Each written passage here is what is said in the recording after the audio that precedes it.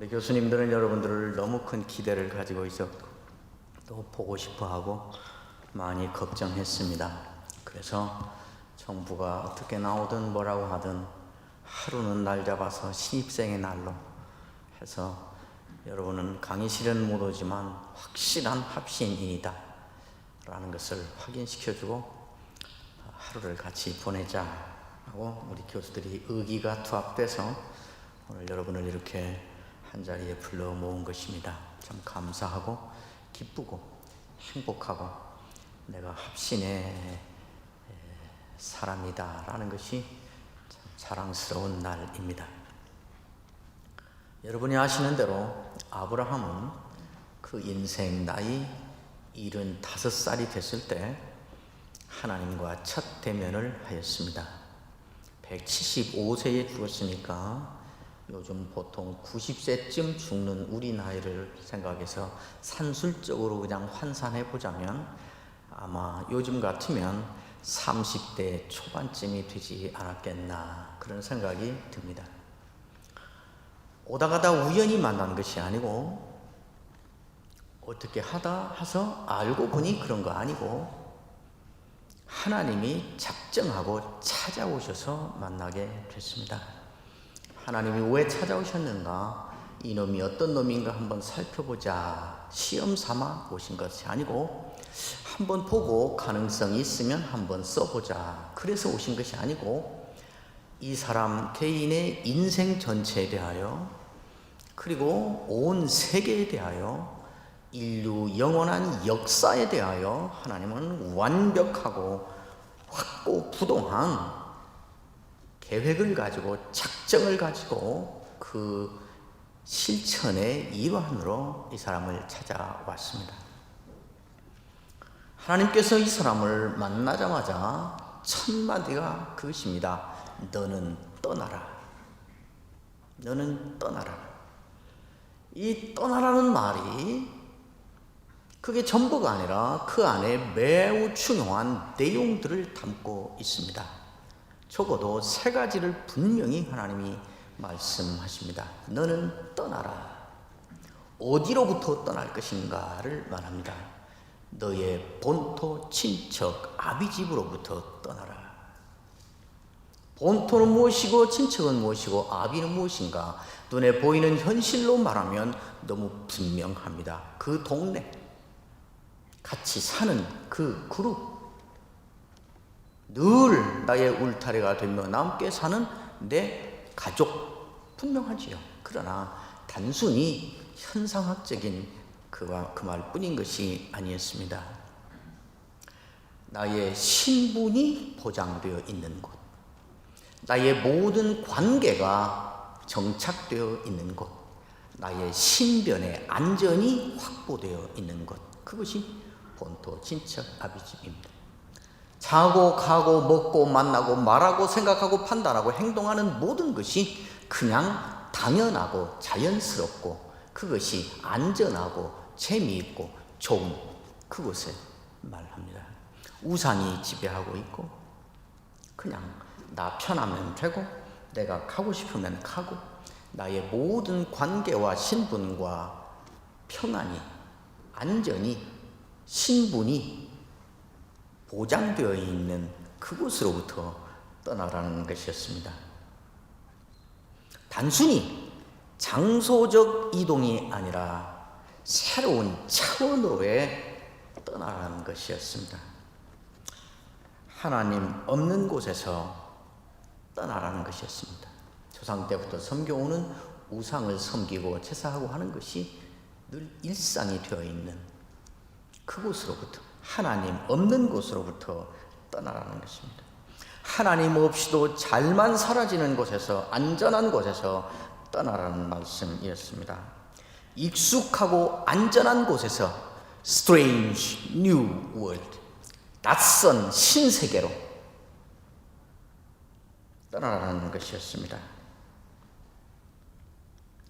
신앙생활이라고 하는 것이 무엇인가?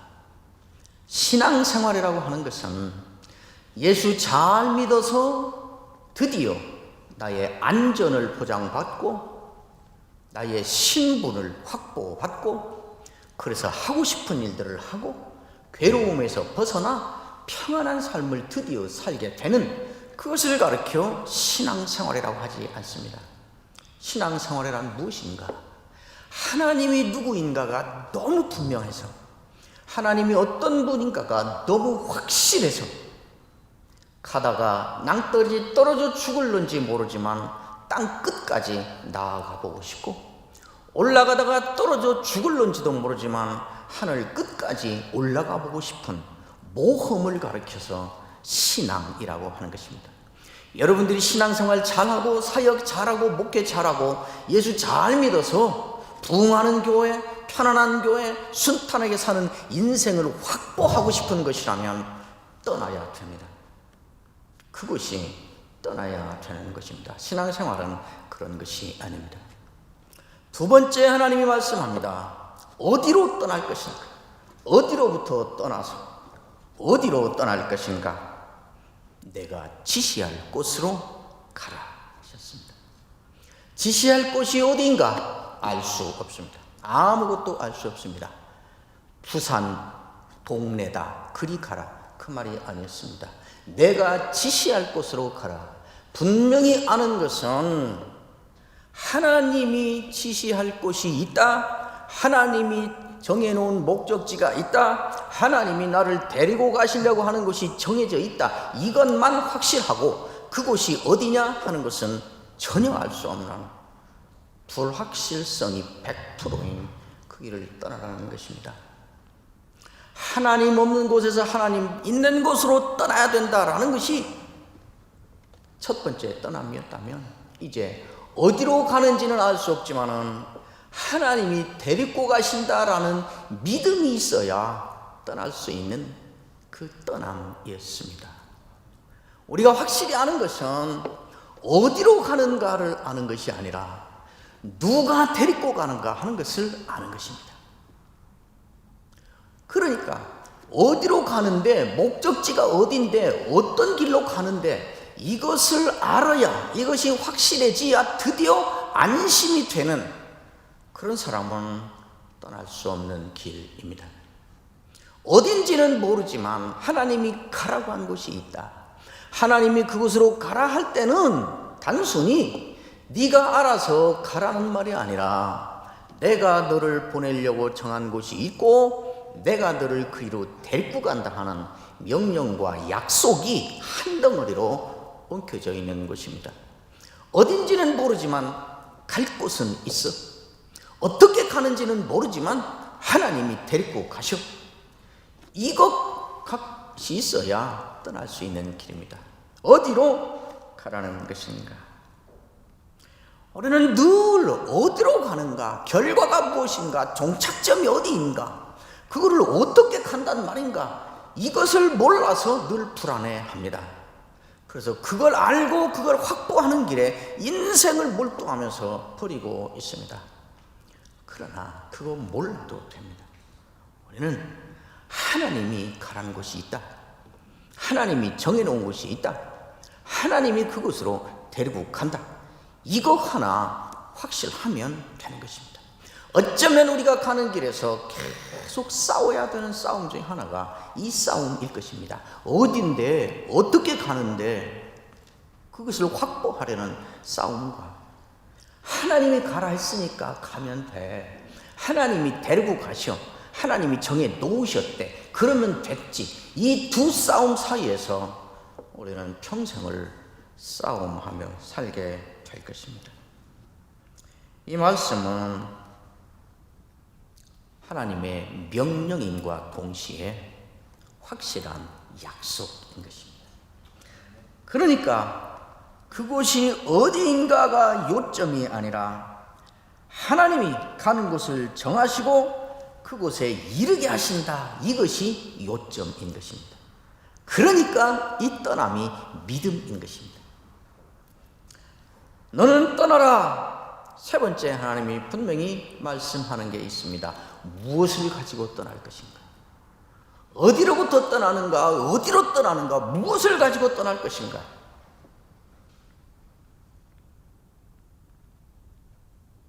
내가 너로 큰 민족을 이루고 내게 복을 주어 내 이름을 창대하게 하리니 너는 복이 될지라. 하나님의 약속을 갖고 떠나라는 것입니다. 돈 갖고 떠나는 거 아니고, 개척할 그룹 만들어서 갖고 떠나는 거 아니고, 이렇게 가면 누가 후원해 준다 했다는 후원 확보됐으니 떠나는 거 아니고, 하나님의 약속 갖고 떠나는 것입니다. 각서 써준 것도 아니고, 문서 저당 잡힌 거 준 것도 아니고, 그냥 말일 뿐입니다. 하나님에 대한 확신, 하나님의 언약과 하나님의 말씀에 대한, 하나님의 약속에 대한 절대적인 신뢰, 믿음이 아니면 갈 수 없는 길입니다. 그래서 이 떠남이 믿음의 떠남이요, 이 떠나는 사람을 그래서 믿음이라고 말하는 것입니다. 복의 근원이 되겠다 하셨습니다. 복의 근원이 된다는 것은 너무 복된 일입니다. 제가 목회할 때부터 우리 교회 표와 제 개인의 늘 기도가 그것이었습니다. 하나님, 저는 복의 통로가 아니라 복의 근원이 되게 해주십시오. 저는 복의 통로가 된다는 말을 별로 좋아하지 않아요. 저는 내 자신이 누구에겐가 복이 되고 싶어요. 나를 만난 것 때문에, 나를 안 것 때문에, 내가 여기 있었던 것 때문에 어디에선가 누군가가 나도 모르는 사이에 행복해하고 덕을 보고 있고 유익을 보고 있다면 그것이 가장 행복한 그리고 복된 인생 아닌가. 그래서 그렇게 됐는가? 복의 근원이 되려고 그때부터 지금까지 기도하니까 그런 복의 근원이 됐는가? 그런 걸 궁금해하는 사람들은 늘 나쁜 사람이에요. 그런 걸 묻는 사람은 늘 무례한 사람이에요. 되건 안 되건 소원은 그렇게 품고 삽니다. 저의 상처를 받고 어디에선가 분노하며 원한을 품고 살 사람이 하나 둘이겠습니까? 저의 실수 때문에 어디에선가 좌절감을 느끼고 상처를 안고 사는 사람이 나도 모르는 사이에 하나 둘이겠습니까? 그러나 그거 알면서도 그러나 나 때문에 덕보는 사람이 있게 해주십시오. 내가 목사요, 내가 교수요, 내가 선생이기 때문에 어디에선가 유익 보는 사람이 있으면 그런 인생을 살면 좋겠습니다. 하나님이 아브라함에게 약속하신 것이 너는 복의 근원이 될 것이다. 우리는 지금 아브라함을 다 우리의 믿음의 조상이라고 말합니다. 이 약속 갖고 내가 너를 키운다. 네가 아무리 큰 민족이 되어도 내가 만들어준 민족이 아니면 그것은 허상이다, 이 말이기도 합니다. 나는 너를 통해서 내 민족을 만들어간다. 하나님의 민족을 만들어가는 사람이면 그것은 위대한 사람인 것입니다. 한국 교회는 이제 완전히 판이 다시 짜여지고 있다는 것을 알아야 됩니다. 이 어려움의 때를 지나면 이제 정상화될 것이다. 그런 정상화는 없습니다. 이것이 정상화인 것입니다. 많은 사람들이 어떻게 이제는 인터넷으로 빠져나가고 교회 소속 않고 가는 사람이 늘어날 텐데, 헌금이 이렇게 줄어들 텐데 어떻게 대비해야 될까 걱정입니다. 불안합니다. 그러다 보니 어떻게 하면 인터넷으로 빠지지 않고 오게 할 것인가? 인터넷을 들여도 다른 교회 인터넷이 아니라 우리 교회 인터넷에 들게 어떻게 이걸 할 건가? 여기에 몰입해서 이거 연구하고 이거 개발하는데 창조적 아이디어가 홍수처럼 쏟아져 나오고 밤잠을 못 자고 고민하는 것 같습니다. 고마운 일이지요. 그러나 여러분, 아무리 노력을 해도 어떤 묘수를 내도 그거 막을 수 없습니다. 그것은 기정사실인 것입니다. 그거 필요 없고 막지 말자는 말이 아닙니다. 그것이 절대적인 일이요, 최우선은 우리를 쏟아야 될 일이 아니라는 것입니다. 요나가 도망가는 바다에 하나님이 광풍을 내리셨습니다. 어떤 수로도 그 광풍을 극복해서 바람이 없는 정상화된 바다를 이제 우리가 회복하자. 그건 안 되는 것입니다. 아무리 배에 있는 짐들을 다 집어 던져도 그 광풍을 극복할 수 없습니다. 아무리 선원들이 일심단결하여 힘을 써서 노를 저어도 그걸로 그거 극복되지 않습니다. 우리의 능력이 부족해서가 아니라 하나님께서 이제는 잔잔한 바다가 아니라 그런 바다를 살라고 그것을 삶의 현장으로 주어졌으니까 그걸 극복하기 위하여 온 힘을 쏟는 게 아니라 그 안에서 주어진 순간을 사는 데에 힘을 써야 되는 것입니다. 한국교회는 하나님께서 이제 세계 역사는 하나님께서 이제 그 흐름을 바꾸려고 작정하신 것이 분명합니다. 한국교회의 판을 다시 짜려고 작정하신 것이 분명합니다. 여러 사람들이 떠나갈 것이 분명하고 헌금이 줄어들 것이 분명하고 교회 소속이 없이 이제 떠나갈 것이 분명하지만은 그러나 그것이 전부가 아닙니다. 이 덕분에 드디어 바벨론 강변에 서러운 통곡을 쏟아내며 내가 이제 예배를 잃어버리면 예루살렘을 기억지 않아야 하는 가장 좋아하는 것보다 예루살렘에서 드리던 시온에서 부르던 그 노래를 최우선으로 삼지 않아 하면 내 오른손이 마비가 되어버리고 내 혓바닥이 내 입천장에 붙어버리라고 이렇게 자기를 저주하면서까지 예배를 회복하고 예배의 귀중함을 알고 거기 모든 걸 걸기로 작정하는 진정한 알맹이 예배자들이 남게 되는 것입니다. 어느 교회 가주면 인심 쓰고 가주는 것처럼 거들먹거리던 사람들이 등록교인 외에는 우리 교회는 출석할 수 없습니다 하고 붙여놔서 어디도 이제 갈 수가 없게 됐습니다. 정말 수가 줄지만은 이제는 알맹이 신자들이 교회 안에 남게 되는 것입니다. 정말 예배가 이렇게 귀한 것이었는데 프로그램이 중요한 줄 알고 교회 온갖 프로그램 돌리고 다 다녔는데 한순간에 모든 프로그램이 무효가 다 돼버리고 그 많은 프로그램 중에 하나 남았는데 그 예배. 갈 수가 없는데 어떤 사람은 목숨의 위협을 느끼며 마스크를 쓰고 와서 옹기종기 앉아있고 어떤 사람은 모니터 앞에 가족이 둘러앉아있고 왜 그렇게 하는가? 그전엔 그렇게 하지 않았습니다. 예배 못 드리면 순서 많으니까 봉사 순서, 소그룹 순서, 모임 순서 많으니까 예배 못 드리면 빠지고 거기 가면 됐고 예배 시간에 은혜 못 받으면 뭐 성경 공부 그룹 많으니까 거기 가서 말씀 배우면 돼서 예배가 많은 프로그램 중에 그냥 하나일 뿐이었습니다. 그러나 이제는 한순간에 아무것도 존재할 수가 없고 예배 하나 존재하는데 그것도 마음대로 가고 싶으면 가고 안 가고 싶으면 안 가는 게 아니라 가고 싶어도 못 가는 상황이 되어버렸습니다. 생명의 위협을 느껴야만 그나마 갈 수 있고 왜 그렇게 예배를 하는가? 경배와 찬양하려고 모니터 앞에 둘러앉아 있지 않습니다. 간증 듣자고 마스크 쓰고 여기 와 있지 않습니다. 강단에서 선포되는 말씀 듣자고 지금 이러고 있는 것입니다. 말씀이 얼마나 중요한가? 예배가 얼마나 중요한데 우리는 얼마나 소홀히 했는가? 제가 협동목사로 섬기는 교회는 다음 주부터 이제 같이 하는 추석 예배도 드리는데 교인이 수천 명인데 한 주에 200명만 미리 일주일 전에 신청받아서 커트라인에서 200명만 들어와서 예배 드릴 수 있다고 서로 양보하면서 이번 주에 온 분은 다음 주에 신청하지 말아달라고 광고를 합니다. 인심 쓰고 예배 드려주러 가는 줄 알았는데 이제는 내가 예배자로서 하나님 앞에 나가 예배 드린다는 것이 얼마나 특권이고 영광스러운 것인가를 이제 이 상황에서 우리는 몸으로 경험하는 것입니다. 한국교회는 이제 교회가 되고 있는 것입니다. 알맹이들이 남는 것입니다.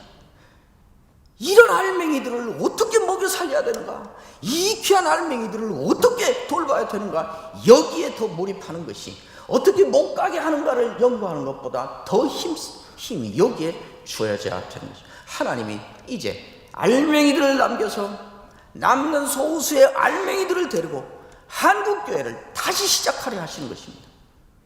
교회 역사를 새로 시작하려 하시는 것입니다. 그래서 교회란 무엇인가? 교회가 얼마나 영광스러운 것인가?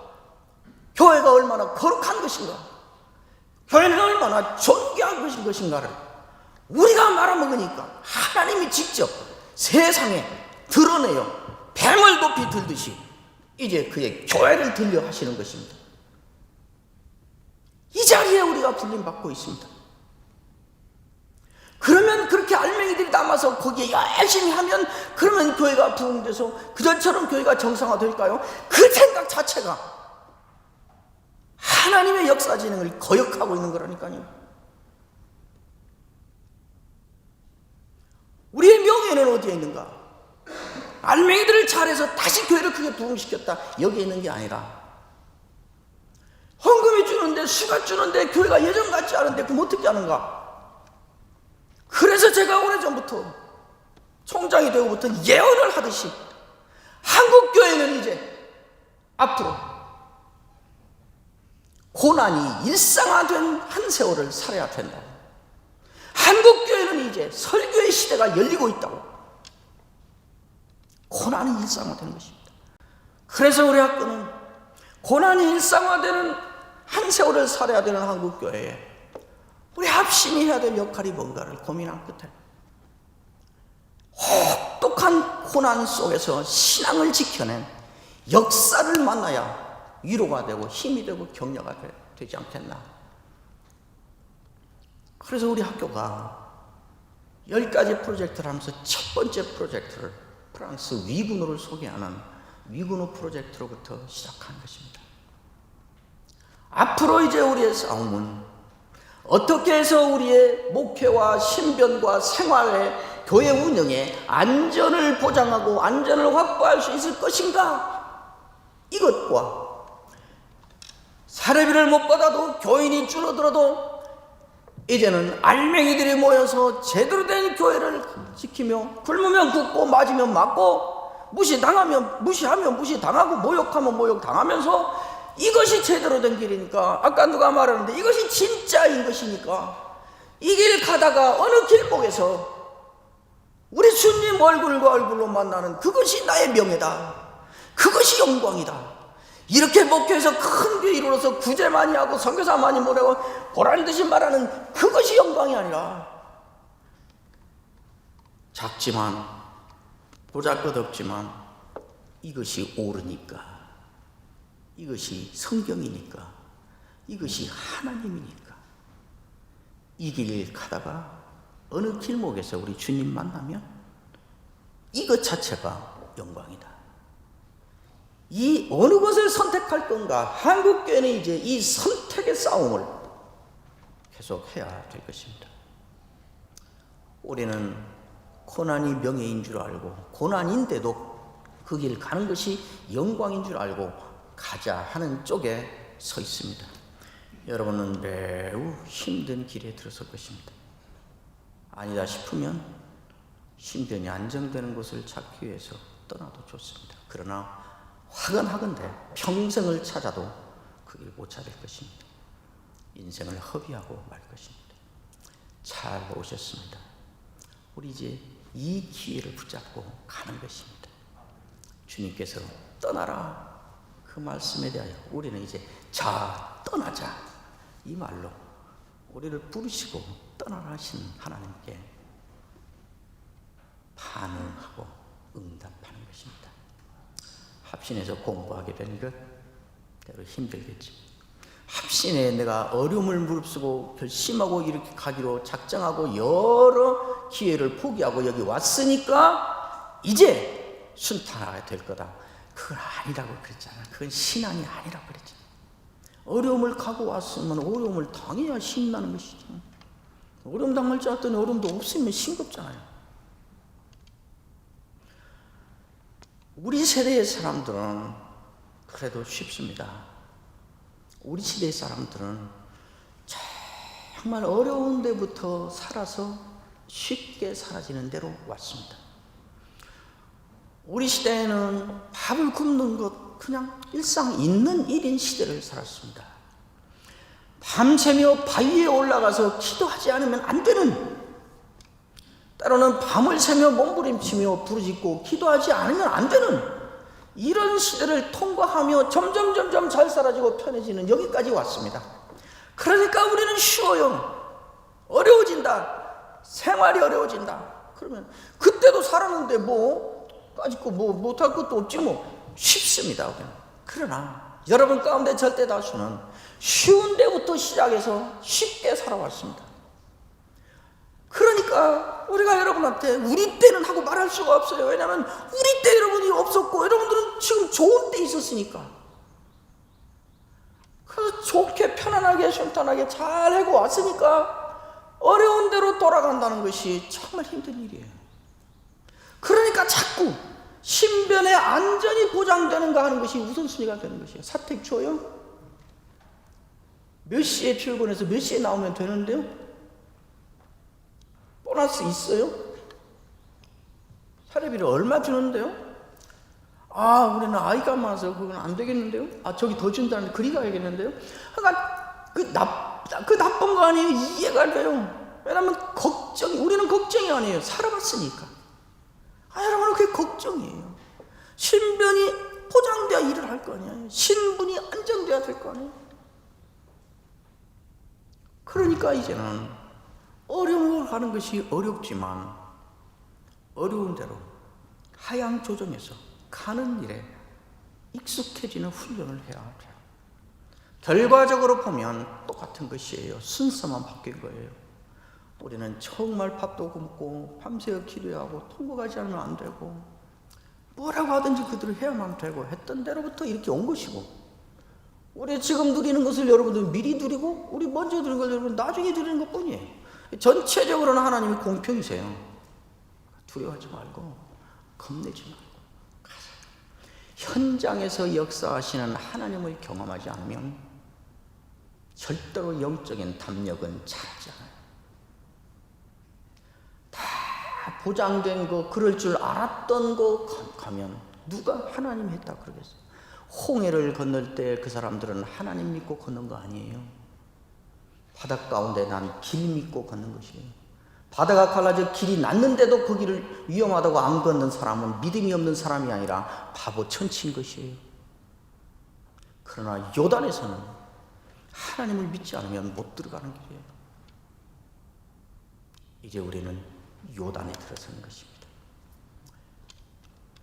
우리 합신에 와서 처음으로 첫날 이렇게 온 여러분을 정말 환영합니다.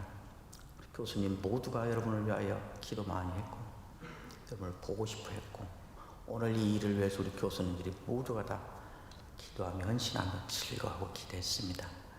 오늘 하루 합신이 된 것을 자랑스러워하고 행복해하고 첫 출발을 멋있게 잘해서 이 시대에 하나님이 기대하시고 이 세대에 하나님 백성들이 기대하는 그런 지도자들이, 영적인 지도자들이, 그리고 제대로 믿는 신자들이 다 되시기를 주의 이름으로 축원합니다.